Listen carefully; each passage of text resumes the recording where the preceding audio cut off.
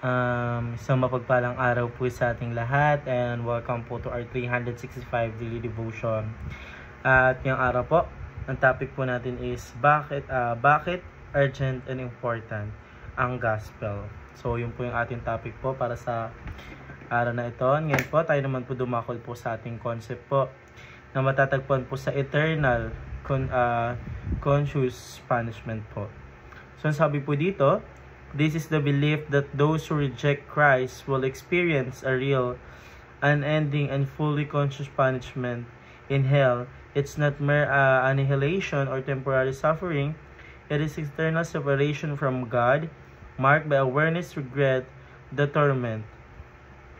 While this may sound absurd, it highlights the seriousness of sin and the holiness of God, and why the gospel is such urgent God news. So yun po yung ating concept po dapat tungkol po sa eternal conscious punishment po.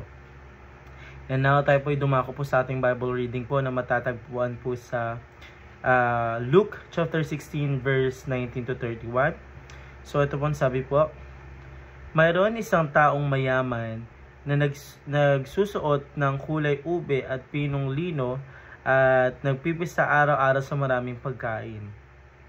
At sa kanyang pintuan ay nakahandusay ang isang pulubi na ang pangalay Lazaro na puno ng mga sugat, na naghahangad sa makakain mula sa mga nahuhulog sa hapag ng mayaman, maging ang mga aso ay lumalapit at hinihimuran ang kanyang mga sugat. Nang mangyari, namatay ang pulubi at siya'y dinala ng mga anghel sa kandungan ni Abraham. Namatay din naman ang mayaman at inilibing. At mula sa Hades ng kanyang pinagdurusahan ay tumingala siya at nakita niya sa malayo si Abraham at si Lazaro na sa kanyang kandungan.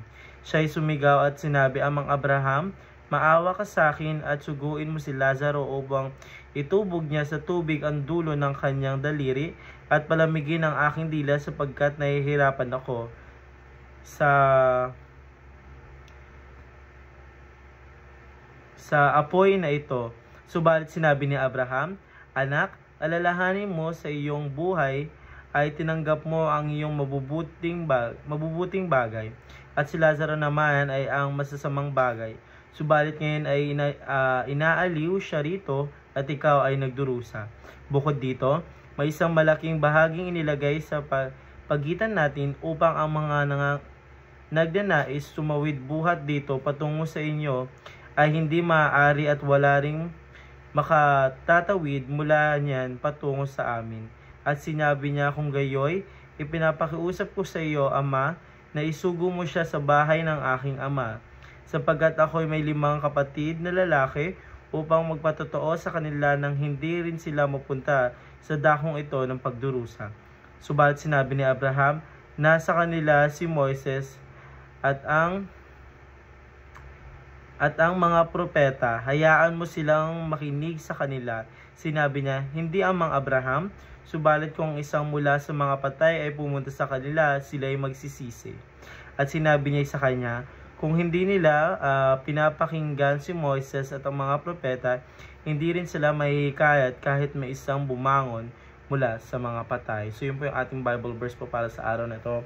And now tayo po dumako po sa ating teaching po. Una, God is the offended party. So, ang sabi po dito sa teaching po natin, halimbawa po tayo po, kapag gumagawa po tayo ng mga mali po or ng mga kasalanan po sa isang tao, kapag halimbawa po may sinapak po tayo or may sinaktan po, nakaka-offend po yung ganun pong pangyayari, lalo po sa magiging pamilya or lalo po dun po sa tao na minasama po natin. So, ganun din po pagdating sa ating Panginoon Diyos.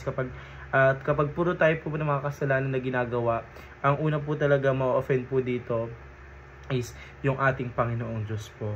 So, pangalawang katuruan po, God is holy and just. So, ating Panginoong Diyos po talaga is super holy and just po. So, sa pamaging holy po ng ating Panginoong Diyos po, sa pamamagitan po ng kanyang kabaitan po, tayo po mga anak niya po is hindi niya po tayo pinagkaitan po ng biyaya or ng holy po. Kasi lubos na binibigyan tayo ng ating Panginoon Diyos po ng mabiyaya po dito sa mundong ibabaw. Pangatlong katanungan po, God make hell to punish evil doers. So sabi po dito, ang lahat daw po ng mga kasalanan tao na hindi po nanampalataya sa Kanya or hindi nakikilala ay paparusahan niya po, at ang gagamitin niya pong pagpaparusa doon sa mga tao is gagamitin niya po yung impyerno, kung saan po meron po doon kadagat-dagatang apoy po na magpaparusa po sa mga kaluluwa po ng isang tao na hindi ka po kaya iligtas ang iyong sarili. So yun lamang po para sa araw ito. Maraming salamat po sa pakikinig, and see you po ulit bukas para po sa ating daily devotion.